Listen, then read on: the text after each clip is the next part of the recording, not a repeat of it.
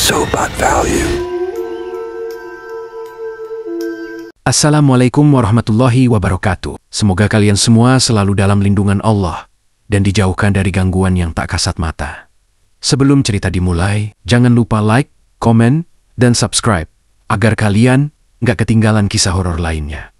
Yuk kita mulai ceritanya. Pagi itu, rumah sederhana keluarga Fahmi terasa lebih sepi dari biasanya. Udara yang masuk lewat jendela nampak berat, seolah enggan menerobos ke dalam ruang yang kini dipenuhi kesedihan. Di ruang tamu, Ella duduk terkulai lemah. Matanya yang kosong menatap lantai seakan menanti sebuah keajaiban yang tak kunjung datang. Tangisnya berlahan mereda, tapi rasa kehilangan itu semakin menggerogoti. Di meja kayu tua, foto Fahmi berdiri dengan frame yang sedikit retak. Nur Hasanah, ibu Fahmi, memeluknya erat sambil menangis. Suaranya parau, hampir tak bisa mengeluarkan kata-kata. Kami hanya ingin hidup seperti orang biasa. Kenapa harus pergi begitu cepat? Apa salahnya? Fahmi tidak pantas diperlakukan seperti itu, Ma. Tidak seharusnya dia menghadapinya. Ella menggenggam tangan ibunya, tak tahu harus berkata apa. Sesekali dia menatap foto suaminya yang tersenyum di sana, seakan ingin mengatakan bahwa semuanya hanya mimpi buruk. Fahmi yang dulu begitu penuh semangat, penuh harapan, kini hanya tersisa sebagai kenangan yang tidak bisa mereka raih lagi. Sebuah suara lirih terdengar dari Ella. Bu, kita selalu berusaha hidup dengan cara kita sendiri. Kita tidak pernah meminta banyak, hanya sedikit kebahagiaan. Tapi kenapa dunia begitu kejam? Air mata kembali menetes, namun kali ini dengan kekuatan yang berbeda. Ella memerintah wajahnya menahan tangis yang semakin berat. Setahun yang lalu mereka begitu bahagia, merencanakan masa depan bersama, berharap bisa menjalani hidup lebih baik meski hanya dengan cara sederhana. Fahmi yang bekerja keras mencari belut dan kodok di sungai untuk mencukupi kebutuhan mereka. Ella yang setia mendampinginya, meski hidupnya tidak pernah lebih dari cukup. Namun semua itu berubah hanya dalam semalam. Kejadian yang membuatnya kehilangan suami tercintanya, yang bahkan tidak pernah diberi kesempatan untuk membela diri. Semua hanya berawal dari tuduhan yang tidak adil.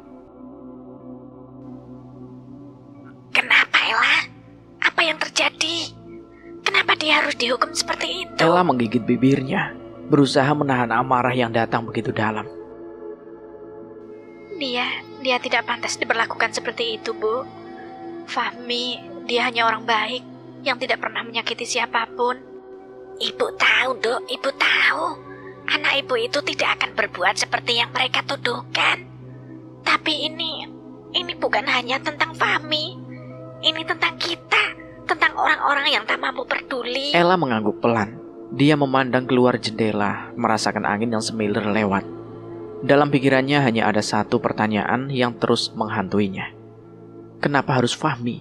Kenapa suaminya, yang tidak pernah meminta lebih dari kehidupan yang sederhana ini, harus pergi dengan cara yang begitu tidak adil? Di luar rumah suasana riuh kendaraan melintas. Namun sepertinya semuanya terasa begitu jauh. Mereka yang sibuk dengan kehidupan mereka, sementara di sini, di rumah ini, dunia mereka itu hancur. Fahmi yang begitu penuh cinta dan harapan, kini tidak ada lagi.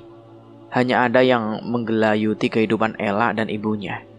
Ella merasakan betapa beratnya hidup tanpa sosok yang telah menjadi separuh jiwa. Ella, bagaimana dengan anakmu? Tanya ibunya pelan. Ella menatap wajah anak mereka yang tertidur lelap di sudut ruangan, di atas kasur sederhana yang biasa mereka tiduri bersama. Aku akan melindunginya, Bu. Saya akan memastikan anak kita tidak akan pernah merasakan penderitaan yang sama, kata Ella dengan suara penuh tekad. Namun di balik semua itu, jantungnya hancur. Kepergian Fahmi bukan hanya meninggalkan sebuah kekecewaan, tetapi juga sebuah pertanyaan besar yang akan terus terngiang dalam pikirannya. Mengapa kebaikan selalu berakhir dengan penderitaan? Fahmi adalah sosok yang sederhana, Seorang pria yang tak pernah mengeluh meski kehidupan selalu menuntut banyak. Pekerjaan sebagai pencari belut dan kodok di sungai adalah satu-satunya cara ia bisa memberi makan keluarganya. Malam itu seperti malam-malam sebelumnya, ia kembali melakukan perjalanan panjang menuju sungai, membenamkan dirinya dalam kegelapan demi mencari nafkah. Setelah berjam-jam lelah, ia berhenti di sebuah warung kecil untuk beristirahat sejenak. Secangkir teh manis hangat terasa menenangkan tenggorokannya yang kering, memberikan sedikit kenyamanan dalam tubuh yang letih. Sambil duduk di kursi kayu yang sudah lapuk, ia memperhatikan ke jalan yang sepi, berharap bisa menemukan ketenangan pada saat itu. Namun, ketenangan itu hanya sebentar.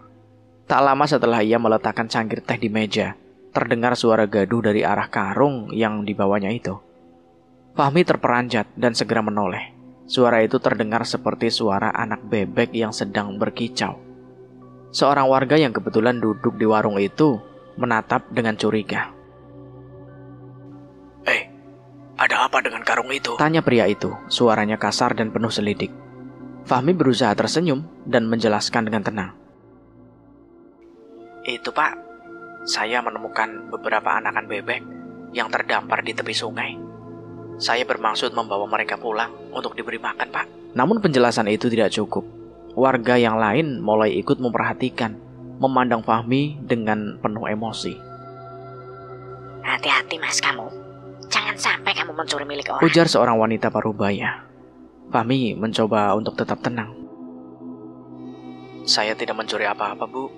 Hanya sekedar membantu bebek yang kesepian itu di pinggir kali. Balas Fahmi sambil menatap ke arah karung yang katanya masih menggeliat. Namun kata-katanya sepertinya tidak meyakinkan. Beberapa orang mulai berbisik-bisik, melontarkan tuduhan tanpa dasar. Jangan-jangan itu hasil curian. Bebek itu jangan-jangan diambil dari peternakan tetangga. Fahmi hanya bisa membayangkan. Tubuhnya semakin tegang. Meski ia tahu dirinya tidak bersalah, perasaan cemas mulai menggerogoti hatinya. Ia tahu benar bahwa bagi sebagian orang, rasa curiga bisa berbahaya. Apa yang seharusnya jadi tindakan sederhana, malah berbalik menjadi malapetaka. Tanpa memberi kesempatan lagi, sekelompok warga mulai berdiri dengan melipat tangan yang semakin tajam. Orang ini bawa ke balai desa saja. Teriak seorang lelaki mengajak yang lain untuk ikut serta. Fahmi mencoba menenangkan diri, berharap mereka akan mendengarkan penjelasannya dengan lebih jernih. Ini tidak perlu, Pak. Saya hanya membantu bebek-bebek itu. Tolonglah, saya tidak mencuri apa-apa loh, Pak. Fahmi berkata dengan suara yang sedikit bergetar. Dia sudah mulai merasa ketakutan. Namun tidak ada yang peduli. Mereka sudah terlanjur percaya dengan tuduhan yang mereka buat sendiri. Fahmi ditarik kasar, dan karung yang berisi anakan bebek itu direbut. Dalam kebingungannya, ia terpaksa berjalan menuju ke balai desa yang tak jauh dari warung itu. Sesampainya di balai desa, suasana semakin mencekam. Warga mulai berkumpul berdatangan, menatap Fahmi dengan penuh kebencian dan kualitas buruk. Di tengah-tengah keramaian itu, Fahmi mencoba untuk menjelaskan, tapi suaranya tenggelam dalam riuhnya seolah amarah warga. Ini salah paham, Pak. Saya tidak mencuri. Teriak Fahmi sekali lagi, tapi kali ini hanya gema kosong yang kembali padanya. Seorang lelaki yang nampaknya menjadi pemimpin dalam kelompok itu menatap Fahmi dengan tajam. Kau masih berani berkelit. Kau memang tidak bersalah, tapi kamu gak usah bohong. Katanya dengan suara penuh ancaman. Fahmi menjawab, mencoba menahan air mata yang sudah menetes di sudut matanya. Namun hal itu tidak membuat mereka ragu. Dengan kekuatan massa, mereka mulai menghujani Fahmi dengan pukulan-pukulan kasar, tanpa memberikan ruang bagi dia untuk membelanya. Fahmi dipukuli warga dengan membabi buta. Hingga pada saat itu, Ella yang mendengar kabar itu, segera berlari menuju ke balai desa. Harapannya hancur begitu melihat suaminya dianiaya di hadapan banyak orang. Fahmi. Ella berteriak, mencoba berlari melewati kerumunan yang tidak peduli dengan mengatakannya. Namun tubuhnya tertahan oleh beberapa orang warga yang tidak membiarkannya untuk mendekat. Ella jatuh berlutut, air mata mengalir tanpa bisa dihentikan. Apa yang kalian lakukan pada suamiku? Apa yang dia lakukan sampai diperlakukan seperti ini? Suaranya pecah, namun hanya ada teriakan kemarahan yang dijawab dari warga yang tidak mengenal belas kasihan. Sementara di balai desa, Fahmi yang terkulai lemas hanya bisa pasrah. Perasaan sakit dari pukulan-pukulan yang diterimanya serasa tidak ada habisnya. Hanya satu harapan yang terlintas dalam pikirannya. Berharap ada seseorang yang datang untuk menghentikan penderitaannya. Namun tidak ada yang datang, tidak ada yang peduli. Kehidupan yang ia perjuangkan dengan penuh kerja keras untuk istri dan anaknya kini runtuh dalam sekejap mata. Apa yang akan mereka katakan pada anaknya nanti? Fahmi yang sudah lelah terpaksa berjalan menuju balai desa dengan tubuh yang gemetar. Warga di sekitarnya nampak seperti gelombang amarah yang tidak bisa dikendalikan. Ia ingin berteriak meminta maaf atau menjelaskan, tapi tidak ada yang mau mendengarnya. Pikirannya berkecamuk, namun tubuhnya sudah lelah dipaksa bergerak. Setibanya di balai desa, suasana langsung berubah mencekam. Warga di sana malah semakin banyak sudah berkumpul, sebagian besar dengan wajah yang penuh kebencian. Mereka tidak peduli dengan penjelasan Fahmi. Hanya ada satu tujuan di mata mereka, menghukumnya. Bahkan kepala desa yang seharusnya menjadi perlindung warga nampak diam saja di pojokan, tidak berani bertindak. Seakan ia tidak ingin terlibat dalam masalah ini. Kamu benar-benar tidak tahu malu ya? Itu bebek itu kamu curi di mana, Tidak, Pak. Saya tidak mencuri. Itu hanya anakan bebek yang saya temukan di sungai, Fahmi Pak. mencoba berbicara. Tubuhnya gemetar di tengah kerumunan. Fahmi mencoba mempertahankan keyakinannya. Namun kata-katanya sepertinya tidak pernah terdengar. Dia harus dihukum. Pencuri itu harus diberi pelajaran. Seorang pria setengah baya berteriak. Dan ketika itu juga massa bergerak menuju ke Fahmi dengan pukulan dan tendangan. Tubuhnya terhuyung setiap kali hantaman menghantamnya. Tetapi ia tidak bisa melawan. Fahmi hanya bisa terjatuh terkulai lemas di lantai balai desa. Wajahnya penuh darah. Tubuhnya bengkak akibat pukulan. Setiap tendangan yang mendarat di tubuhnya semakin menyakitkan. Ia merasakan sakit yang tidak terkendali. Namun ia merasa seperti ada bagian dari dirinya yang hancur lebih dalam. Harapan akan keadilan yang semakin menjauh. Ada sesuatu yang sangat tidak adil di sini, pikirnya. Ia berjuang setiap hari untuk istri dan anaknya. Namun mengapa ini ia terima? Tidak ada satupun di antara mereka yang peduli dengan penjelasan. Hanya kebencian yang merajalela. Di antara teriakan warga, tubuh Fahmi semakin lemah. Tak ada yang membantu, tak ada yang menyela. Hanya ada kebencian yang terus mengalir seperti sungai yang tidak bisa dihentikan. Setiap pukulan yang diterimanya terasa semakin menyesakkan. Rasanya seperti sebuah kematian yang pelan, yang tanpa ampun datang menghampirinya. Ini adalah yang pantas untuk kamu terima. Semoga kau kapok pencuri, kata orang-orang itu dengan nada yang penuh kebencian. Di tengah semua gangguan itu, Fahmi hanya bisa mengingat, merasakan kegelapan yang perlahan menggelayuti matanya. Namun di dalam hati, ia hanya punya satu permohonan. Jika ia harus mati malam itu, semoga ia bisa melihat Ella dan anaknya untuk terakhir kalinya. Tapi itu semua hanyalah sebuah harapan kosong. Tak ada seorang pun yang mendengarnya. Tidak ada yang melihatnya. Fahmi semakin tidak berdaya. Setiap hembusan nafas terasa semakin berat. Dan dalam pikirannya hanya ada satu hal. Apa yang akan terjadi pada Ella dan anak mereka? Bagaimana mereka akan menghadapinya? Setelah kejadian itu, Fahmi disuruh pulang dengan paksa. Ella yang melihat kejadian itu hanya bisa melihat dari kejauhan dan mengikuti mereka. Setelah sesampainya di rumah, Ella langsung menghampirinya dan dia tidak bisa berkata apa-apa. Fahmi semakin tidak berdaya. Pagi itu, Nur Hasanah, ibunda Fahmi, terbangun dengan perasaan cemas yang tidak biasa. Ia mendekati kamar tidurnya. Namun ada sesuatu yang membuatnya gelisah. Ia melihat tubuh Fahmi terbaring lemah di tempat tidur. Wajahnya nampak pucat dan nafasnya terengah-engah. Ma, sakit sekali, Ma. Suara Fahmi terdengar begitu lemah, menambah kekhawatiran ibunya dan istrinya. Ia memegangi perutnya. Wajahnya nampak kesakitan, seperti menahan beban berat. Setiap gerakan kecil yang dilakukannya seolah semakin memperbaiki keadaan. Ibunya panik. Ia tidak tahu apa yang terjadi dengan anaknya. yang semalam terlihat masih belum separah ini. Ia masih bisa bicara meskipun tubuhnya penuh luka. Aduh, Fahmi. Kenapa jadi begini, Tole? Dari tadi malam Fahmi begini terus, Bu. Aku juga bingung. Ini bagaimana? Ella juga merasa kebingungan. Dengan cepat, ibunya menggendong Fahmi berusaha membawanya ke puskesmas. Namun tubuh Fahmi terasa semakin lemas, dan ia hanya bisa terbaring dengan mata terpejam. Setibanya di puskesmas, perawat segera memeriksa tubuh Fahmi dan kuantitas agar ia dibawa ke rumah sakit. Ayo Ella, kita bawa Fahmi ke rumah sakit. Bertahanlah Yole. Kata ibunya sambil menangis, mengusap keringat di dahi anaknya itu.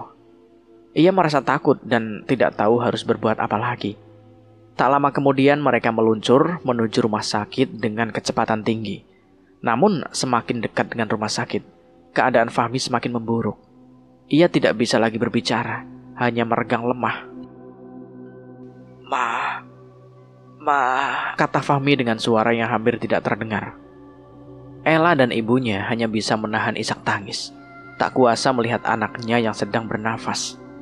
Sesampainya di rumah sakit, dokter segera memeriksa kondisi Fahmi. Setelah beberapa menit yang terasa seperti berjam-jam, dokter keluar dari ruang perawatan dengan wajah yang serius. Maaf Bu, anak Anda mengalami cedera internal yang sangat serius akibat pemukulan yang diterimanya. Kami akan berusaha semaksimal mungkin, namun kondisinya sangat kritis. Ibu Fahmi menahan tubuhnya agar tidak jatuh. Jantungnya terasa dihibit batu. Apa dia bisa selamat, Dok? Kami akan berusaha, tapi kami tidak bisa menjamin. Mendengar hal itu, ibunya Fahmi terlihat sangat terpukul. Dia terisak. Ia merasa dunia seakan runtuh di sekelilingnya. Anaknya yang ia cintai, yang ia besarkan dengan penuh kasih, kini terbaring tidak berdaya di atas kasur rumah sakit. Sementara itu di ruang perawatan, Fahmi semakin lemah.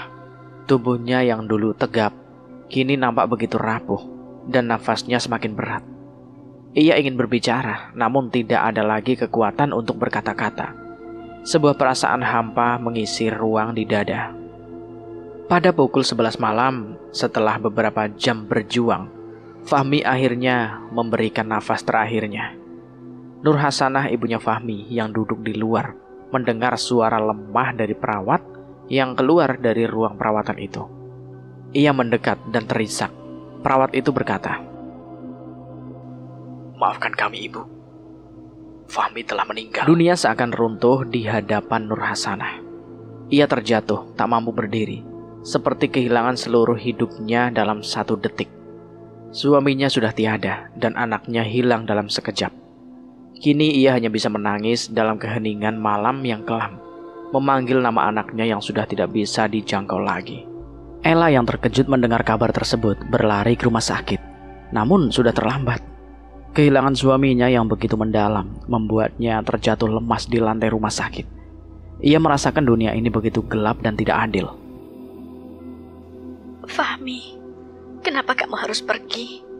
Bagaimana aku harus hidup tanpamu? Isak Ella. Di luar sana kehidupan terus berjalan. Namun bagi mereka yang ditinggalkan, dunia ini tidak lagi sama. Ella masih tak percaya dengan kenyataan yang ada di depannya. Mata merah karena terus menangis. Namun air mata seolah tidak mampu menghentikan rasa sakit di hatinya. Ia menggenggam erat tangan Fahmi, berharap ada keajaiban yang bisa membangunkan suaminya. Fahmi, kenapa kamu pergi begitu cepat?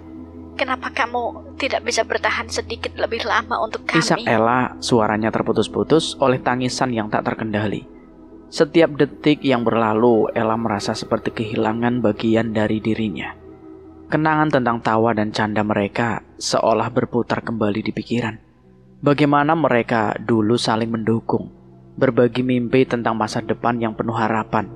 Namun kini harapan itu hanya tinggal kenangan. Semua rencana mereka hancur dalam sekejap. Di sisi lain, Nur Hasanah, ibunya Fahmi, berdiri berbaring di dekat pintu. Pandangannya kosong, seperti tak percaya dengan apa yang terjadi. Ia teringat saat Fahmi masih kecil, begitu ceria dan penuh semangat. Kini anak yang ia besarkan dengan penuh cinta itu hanya tinggal tubuh yang kaku, tak bisa lagi merasakan dunia. Anakku, Fahmi, kenapa begitu cepat kau pergi? Suara Nur Hasanah terhenti. Ia menutup wajahnya dengan kedua tangannya, berusaha menahan tangis yang semakin pecah. Kenapa kamu harus menderita seperti ini? Apa salahmu, Fahmi? Isaknya suaranya serak. Tidak ada lagi yang bisa ia lakukan selain menangis dalam kesedihan. Ella menatap wajah Fahmi, mencoba meresapi setiap detail dari wajah suaminya itu, seolah ingin mengingatkan selamanya. Namun kini tidak ada lagi senyuman di sana. Tak ada lagi tawa yang pernah menghangatkan hatinya. Semua yang tersisa hanyalah keheningan yang menyesakkan dada. Fahmi, kamu ingat kan? Kita dulu bermimpi punya rumah sendiri. Kita ingin membuat hidup lebih baik. Kita ingin melihat anak kita tumbuh bahagia. Ella berbicara, meskipun dia tahu suaminya tidak akan menjawabnya lagi. Aku berjanji, aku akan terus berjuang, tapi aku tidak tahu harus bagaimana. Aku harus bagaimana tanpamu? Ella menangis semakin keras. Tak bisa menahan kesedihan yang begitu mendalam. Ia merasa seperti dunia begitu tidak adil. Mereka yang hanya ingin hidup sederhana, mengapa harus berakhir seperti ini? Fahmi yang hanya bekerja keras untuk keluarga, kini harus kehilangan nyawanya hanya karena sebuah tuduhan yang tidak bersadar. Namun yang lebih membuat jantung hancur adalah kenyataan bahwa semua yang terjadi begitu cepat, tanpa ada kesempatan untuk memperbaiki atau menjelaskan. Semua yang mereka perjuangkan, semua impian yang mereka bangun, kini sirna begitu saja. Di luar ruangan rumah sakit, ibunya Nur Hasanah berjalan mundur, perlahan-lahan. Langkahnya terhenti ketika ia berada di dekat pintu keluar. Ia menatap ke langit yang kelam, merasa begitu hampa. Mengapa Tuhan mengizinkan hal ini terjadi? Tanyanya pada diri sendiri. Meskipun ia tahu tidak ada jawaban yang bisa diberikan. Kehidupan mereka yang sederhana kini hanya menyisakan luka yang begitu dalam. Tak ada lagi cerita bahagia, hanya ada kenangan pahit yang harus menghantui. Mereka yang ditinggalkan harus terus melangkah, meski jalan yang harus mereka tempuh terasa begitu berat. Malam itu rumah keluarga Fahmi terasa begitu berbeda. Ruangan yang biasanya dipenuhi tawa dan canda, kini hanya dipenuhi dengan ketenangan yang mencekam. Suasana malam yang dingin semakin mengecewakan. Ella duduk di sudut ruangan, wajahnya basah oleh air mata yang tak henti-hentinya jatuh. Suaranya lirih, seperti melawan kepedihan yang tak terungkapkan. Kenapa, Fahmi? Kenapa kamu harus pergi? Bisik Ella, seolah-olah berharap suaminya yang telah pergi itu mendengarkannya. Ia menggenggam erat baju, berusaha menahan diri agar tidak tersungkur dalam tangisan yang lebih dalam. Namun semakin ia mencoba bertahan, semakin sulit rasanya menahan kesedihan yang begitu besar. Ia ingin berteriak, ingin melepaskan semua yang ada di dadanya. Namun tak ada yang bisa ia lakukan lagi. Semua yang tersisa hanyalah kenangan manis yang kini terasa sangat menyakitkan. Di sudut lain, Ibunda Fahmi duduk termenung di dekat jendela. Mata yang sudah lelah memandang keluar, mencoba mencari jawaban yang tak pernah ada. Setiap detik yang berlalu terasa semakin berat. Pikirannya dipenuhi oleh kenangan tentang Fahmi yang dulu begitu ceria, begitu penuh harapan. Ia tidak bisa mengerti mengapa nasib anaknya harus berakhir seperti ini. Mengapa mereka tidak mendengarkan Fahmi? Mengapa mereka tega melakukannya? Ia berbicara pelan, tenggelam dalam kesedihan. Ia menarik nafas panjang, mencoba menenangkan jantung yang hancur. Namun semakin ia mencoba berpikir jernih, semakin dalam rasa sakit itu terasa. Anak yang ia besarkan dengan penuh kasih sayang, yang ia ajarkan untuk menjadi seorang pria baik dan bertanggung jawab, kini harus terbaring di dalam kubur karena kesalahan yang tidak pernah ia buat. Keputusan-keputusan yang dibuat oleh orang lain telah merenggut nyawa anaknya, dan tak ada yang bisa ia lakukan untuk mengutarakan segalanya. Ella berlahan mendekat, duduk di samping Ibunda Fahmi, memeluk tangan ibunya dengan lembut. Mak, aku merasa sangat kehilangan, Mak. Kita baru mulai merangkai hidup bersama, dan sekarang semua terasa hancur. Aku tidak tahu harus bagaimana, Mak. Ibunya menghela nafas berat, menatap putri menantunya dengan penuh kasih. Aku juga, Ella. Aku juga merasa hancur. Semua yang kita rencanakan, semua yang kita impikan, kini tinggal kenangan. Tak ada lagi yang bisa kita lakukan selain menunggu keadilan. Namun, meskipun ibunya mengatakan itu, hatinya seolah telah lama kehilangan harapan. Kepergian Fahmi telah meninggalkan lubang besar di dalam hidupnya. Dan tidak ada lagi yang bisa mengisi kekosongan itu. Kehidupan mereka yang sederhana kini terasa lebih sulit untuk dipertahankan. Mereka yang masih hidup harus terus berjalan, meskipun rasanya tak ada lagi alasan untuk berjuang. Ella menunduk, menatap tangan yang ia pegang erat-erat. Aku tak tahu, Mak. Bagaimana aku bisa menjalani hari-hari tanpanya? Dia adalah segalanya. Suaranya Mak. begitu lemah, penuh keputusasaan. Ia merasa terjebak dalam dunia yang begitu kejam. Sebuah dunia di mana mereka yang tidak bersalah harus menanggung penderitaan yang tak wajar mereka terima. Di balik semua itu hanya ada satu harapan yang masih ia pegang. Keadilan. Namun seiring berjalannya waktu, Ella mulai bertanya-tanya, apakah keadilan itu benar-benar ada untuk mereka? Waktu berlalu, namun keadilan yang diharapkan masih jauh dari jangkauan. Keluarga Fahmi merasa terpojok dan putus asa. Mereka yang terikat oleh rasa cinta dan kasih sayang terhadap Fahmi, kini harus menanggung beban kesedihan yang tak kunjung terobati. Para pelaku pemukulan yang dulu dengan mudahnya menyampaikan dokumentasi dan melampiaskan keamarahan tanpa sadar, masih bebas berkeliaran, tanpa ada satu pun yang ditangkap atau dihukum. Setiap hari mereka terus hidup tanpa rasa takut, seolah tidak ada yang peduli dengan nyawa yang telah mereka renggut. Ella duduk termenung di ruang tamu, memandangi foto Fahmi yang terpajang di dinding. Mata sembabnya semakin sayu. Setiap detik yang berlalu hanya mengingatkan pada apa yang telah hilang. Kenapa mereka tidak takut ya? Mengapa kami harus menanggung semua ini? Apa yang harus kami lakukan untuk mendapatkan keadilan? Kata Ella lirih, suaranya hampir tenggelam dalam kesedihan yang mendalam. Nur Hasanah, ibunda Fahmi yang selalu mendampingi putrinya, duduk bersamanya dan merangkulnya erat. Ella, kita harus sabar. Kita harus terus berjuang, meskipun rasanya sangat berat. Namun kata-kata itu terasa begitu ringan di tengah hati yang hancur. Mereka berdua sama-sama merasakan keputusasaan yang menggerogoti jiwa mereka. Namun di tengah-tengah rasa kehilangan itu, ada satu harapan yang tersisa. Seorang pengacara bernama Imam Maliki yang dengan tegas berjanji untuk membawa kasus ini ke ranah hukum. Kami tidak akan berhenti sampai mendapatkan keadilan untuk Fahmi, ujarnya dengan penuh semangat ketika pertama kali bertemu dengan Fahmi. Imam Maliki bukanlah orang yang mudah menyerah. Sejak awal, ia sudah bertekad untuk memastikan para pelaku merasakan akibat dari perbuatan mereka.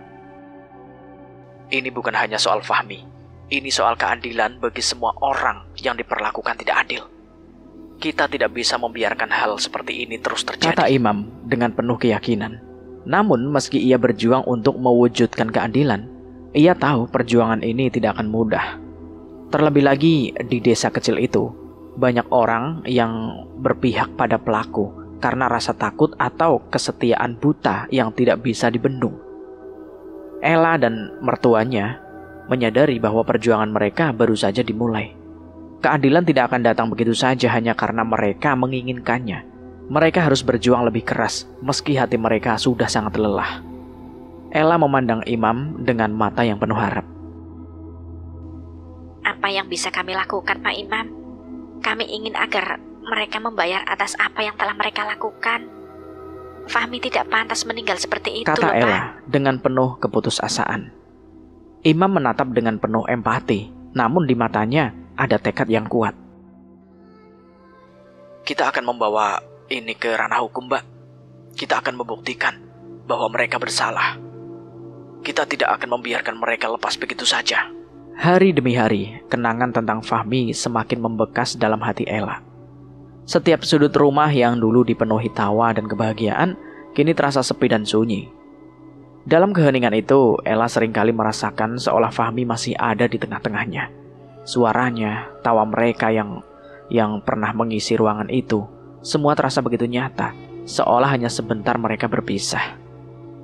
Pagi itu, Ella duduk di meja makan sambil menatap foto Fahmi yang ada di atas lemari. Anak mereka yang masih balita sedang bermain di lantai, menggigit mainan berwarna cerah. Namun di balik senyum itu, Ella tahu tak ada lagi Fahmi yang akan melihatnya tumbuh besar. Fahmi, seharusnya kamu ada di sini untuk melihat ini. Anak kita sudah tumbuh besar. Bisik Ella, suaranya lembut dan penuh kesedihan. Matanya berkaca-kaca saat menatap anaknya yang tertawa riang tanpa tahu betapa besar perjuangan yang telah dilakukan ayahnya untuk memberikan kehidupan yang lebih baik. Ella memandang keluar jendela, melihat matahari yang perlahan mulai terbenam, dan rasa kosong itu kembali menggerogoti hatinya.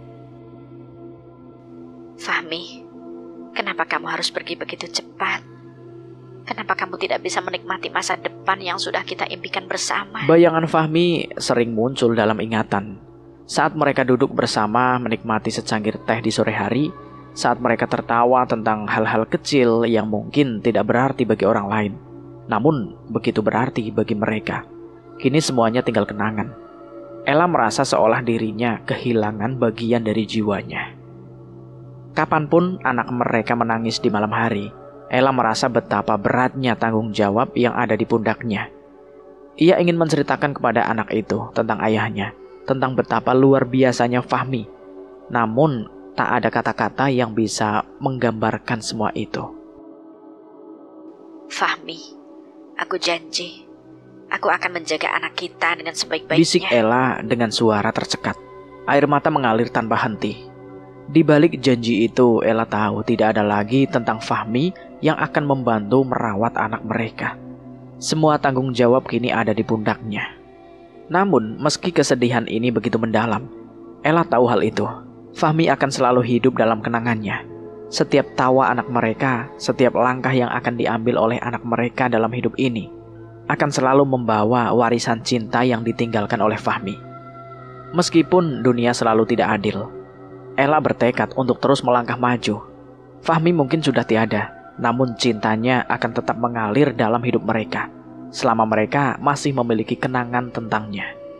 Malam itu, rumah keluarga Fahmi kembali sepi, hanya suara hembusan angin yang terdengar menyusup melalui celah jendela. Ella duduk di sudut ruangan, matanya kosong menatap cahaya rembulan yang mencapai halaman depan. Semua yang ada di rumah itu adalah kenangan yang tidak terhapuskan. Fahmi suaminya yang dulu selalu ada untuknya, kini hanya tinggal dalam ingatan yang semakin memudar. Hari demi hari, keluarga Fahmi terus berjuang untuk mencari keadilan. Namun, terasa semakin jauh untuk meraihnya. Para pelaku yang menyebabkan kepergian Fahmi masih bebas berkeliaran. Tidak ada yang dihukum, tidak ada yang dipertanggungjawabkan. Setiap kali Ella dan mertuanya datang ke kantor polisi untuk menanyakan perkembangan kasus, mereka hanya mendapatkan janji-janji yang tidak kunjung direalisasikan. Kenapa harus begini, Imam? Mengapa mereka yang sudah jelas-jelas bersalah masih bisa bebas? Tanya Ibu Nur Hasanah dengan suara tercekat. Imam kuasa hukum yang mendampingi mereka hanya bisa menghela nafas panjang. Kami akan terus berjuang, Bu. Tidak ada kata menyerah. Jawabnya penuh tekad, meskipun hatinya mulai dipenuhi keraguan. Setiap kali mereka datang untuk menerima kejelasan, selalu ada alasan yang menunda proses hukum. Ella memandang anak yang sedang tidur di atas kasur kecil. Tangan kecilnya meraih udara kosong, seolah mencari kehangatan yang hanya bisa diberikan oleh ayahnya.